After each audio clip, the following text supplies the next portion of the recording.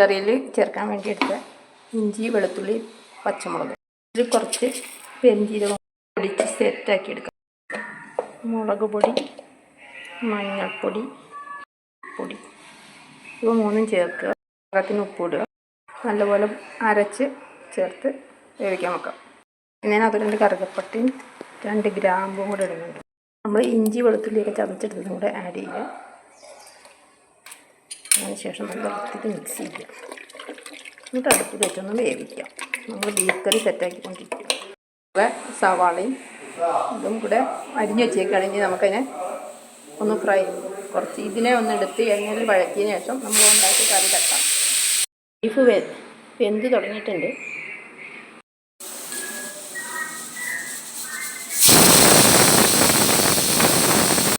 ചേരുവകൾ ഓരോന്നോരോന്നായിട്ട് വെളിച്ചെണ്ണയിലോട്ട് ഇടാം. ചൂടായ വെളിച്ചെണ്ണയിലോട്ട്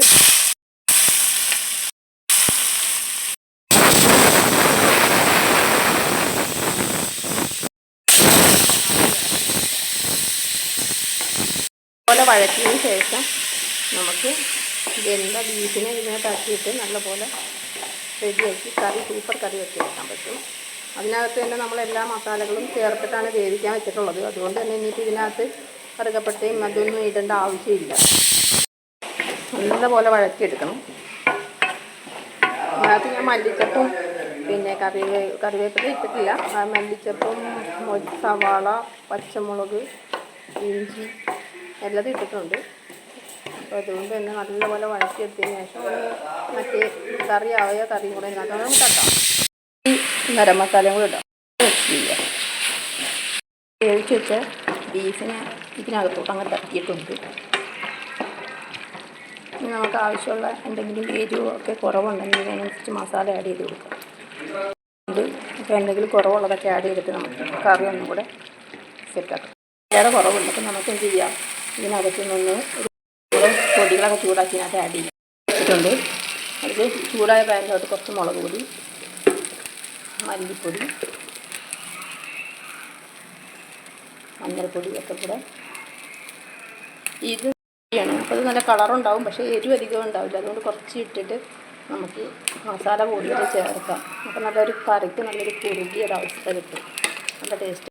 അതൊന്ന് ചൂടാക്കിയിട്ട് ഒന്ന് ഫ്രൈ പാനിലിട്ടൊന്ന് ചൂടാക്കി എടുത്തിട്ട് നമുക്കതിനകത്തോട്ട് ആഡ് ചെയ്യാം.